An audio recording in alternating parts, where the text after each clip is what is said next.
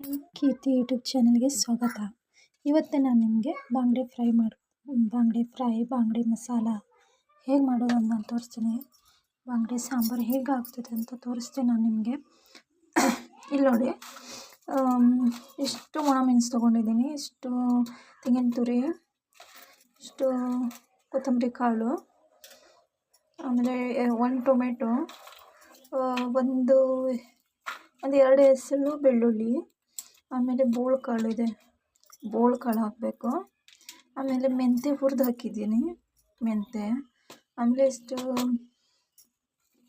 ಈರುಳ್ಳಿ, ಆಮೇಲೆ ಇಷ್ಟು ಜೀರಿಗೆ ಹಾಕಬೇಕು.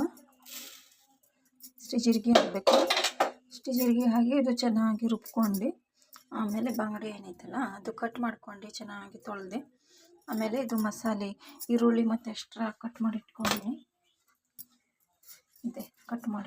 ಈರುಳ್ಳಿ. ಆಮೇಲೆ ಅದು ಮಸಾಲೆಗೆ ಸೇರಿಸಿ ಕೈಯಿಂದನೇ ಮಿಕ್ಸ್ ಮಾಡಬೇಕು.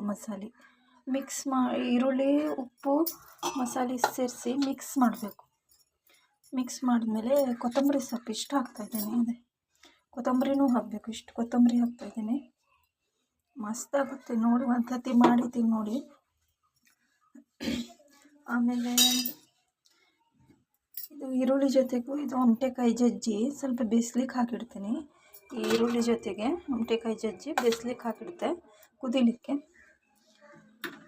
ಆಮೇಲೆ ಇದು ಮಸಾಲೆ ಬೀಸಿ ಅದಕ್ಕೆ ಹಾಕ್ತೆ. ಆಮೇಲೆ ನೆಕ್ಸ್ಟ್ ನಾನು ನಿಮ್ಗೆ ತೋರಿಸ್ದೆ ನೋಡಿ. ಚಾನಲ್ಗೆ ಸಬ್ಸ್ಕ್ರೈಬ್ ಮಾಡೋಗಿ, ಲೈಕ್ ಮಾಡೋಗಿ, ಕಮೆಂಟ್ ಮಾಡಿ. ದಿನ ಹೀಗೆ ಸಾಂಬಾರು ಹೊಸ ರೆಸಿಪಿ ನಾನು ನಿಮ್ಗೆ ಕೊಡ್ತಾಯಿರ್ತೀನಿ. ಎಲ್ಲರಿಗೂ ಬಾಯ್.